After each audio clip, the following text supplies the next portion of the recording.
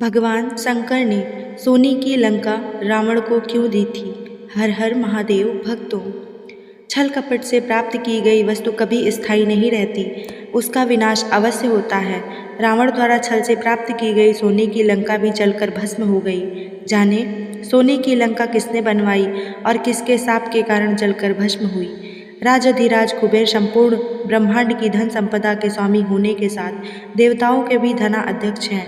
संसार के गुप्त या प्रकट जितने भी वैभव हैं, उन सबके अधिष्ठाता देव कुबेर हैं। कुबेर 9 निधियों के भी स्वामी हैं। एक निधि भी अनंत वैभव प्रदान करने वाली होती है, किंतु कुबेर 9 निधियों के स्वामी हैं। पादकल्प में कुबेर विश्वामुनि व इडविडा के पुत्र हुए।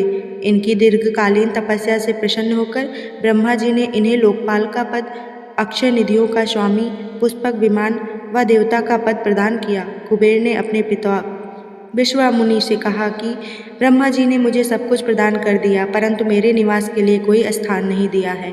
इस पर इनके पिता ने दक्षिण समुद्र तट पर त्रिकूट पर्वत पर स्थित लंका नगरी कुबेर को प्रदान की। कुबेर ने कई जन्मों तक भगवान शंकर की पूजा आराधना की। पादकल्प में जब ये विश्वामुनि के पुत्र हुए, तब इन्होंने भगवान शंकर की विशेष आराधना की।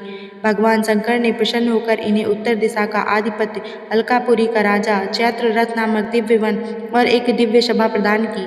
माता पार्वती की इन पर विशेष कृपा थी। भगवान शंकर ने कुबेर से कहा, तुमने अपने तप से मुझे जीत लिया है, अतः मेरा मित्र बनकर यही अलकापुरी में रहो।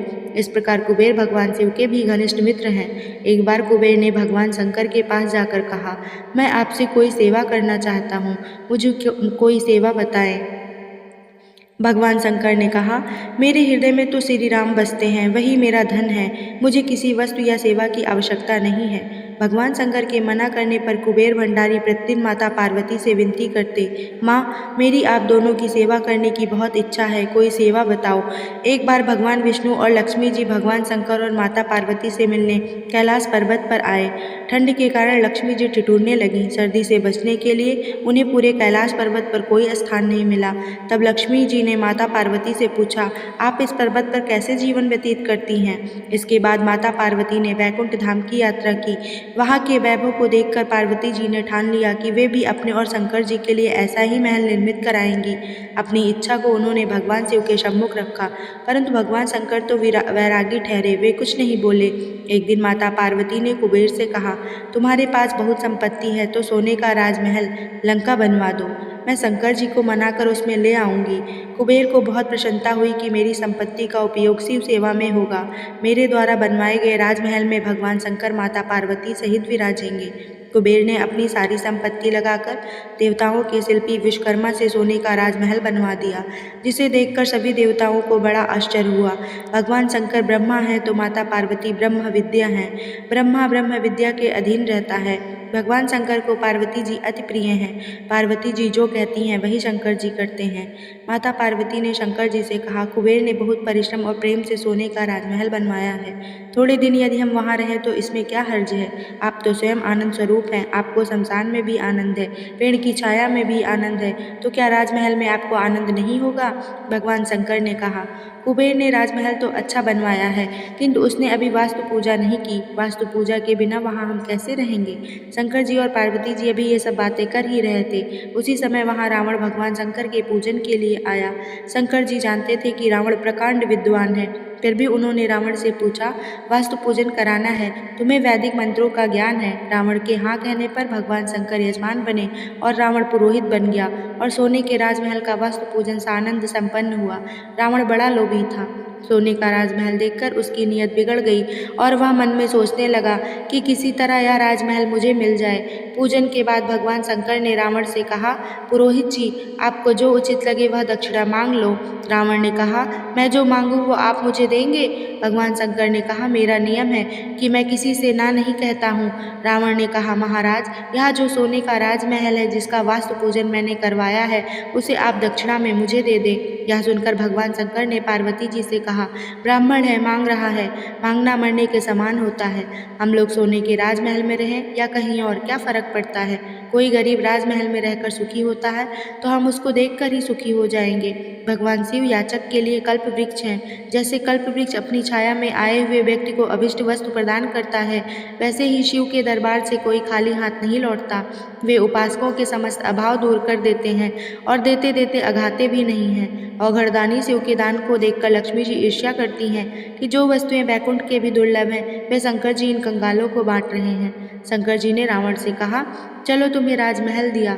पार्वती जी को यह बात ठीक नहीं लगी। उन्होंने रावण को शाप देते हुए कहा, जिस सोने की लंका को तुमने दान में मांग लिया है वह एक दिन जलकर भस्म हो जाएगी। और सच में हनुमान जी ने सोने की लंका को जलाकर भस्म कर दिया। सोने का राजमहल मिलने के बाद रावण की नीयत और बिगड़ गई। वह मन ही मन कहने लगा, ये तो बड़े भोले हैं, जो मांगो सो दे देते हैं। रावण ने शंकर जी से कहा, महाराज दूसरा जो कुछ मांगो सो आप देंगे। शंकर जी के हाँ कहने पर रावण ने कहा, ये पार्वती जी बहुत सुंदर हैं, इन्हें आप मुझे दे दो। शंकर जी ने मुस्कुराते हुए कहा, मुझे तो विवाह करने की इच्छा ही नहीं थी, मैंने तो कामदेव को ही भस्म कर दिया था। भगवान नारायण की इच्छावश मैंने लग्न कर लिया था। तुझे पार्वती बहुत अच्छी लगती हैं तो तू ले जा। भगवान शंकर के समान ऐसे उदार दानी कहाँ मिलेगा, ऐसा दानी जो वरदान देकर स्वयं संकट में पड़ जाए। शिव जी ने प्रकृति के सारे नियम ही पलट दिए। पार्वती जी को भी आश्चर्य हुआ कि मेरे पति भी कितने सरल हैं, जो उन्होंने मेरा ही दान कर दिया। ब्रह्म विद्या पार्वती को लेकर जब रावण चलने लगा तो वे सहायता के लिए भगवान श्री हरि का ध्यान करने लगी। रावण जैसे कपटी से निपटने के लिए श्री हरि ही उपयुक्त हैं, क्योंकि वे भी बड़े छलियां हैं। कपटियों से कैसे निपटा जाता है वे अच्छी तरह से जानते हैं। रावण को मार्ग में एक ग्वाला मिला। ग्वाले ने रावण को वंदन करके पूछा, आप तो बड़े वीर पुरुष हैं, किसी से हारे ही नहीं हैं, फिर ये किसको ले जा रहे हैं। अहंकारी रावण अपनी प्रशंसा से भूल गया और कहने लगा, शंकर जी ने मुझे सोने की लंका और ये ब्रह्म विद्या पार्वती दी है। इस पार्वती को पाकर मैं अमर हो जाऊंगा। ग्वाले ने हंसते हुए कहा, यह पार्वती नहीं है, यह उनकी दासी होगी। शंकर जी तुम्हें अपनी पार्वती कैसे दे देंगे। पार्वती जी की दासी देखकर उन्हें बहला दिया है। ब्रह्म विद्या माता पार्वती के श्री अंग से तो कोमल कमल की गंध निकलती है, क्योंकि उनके अंग में मलमूत्र रुधिर मांस नहीं है।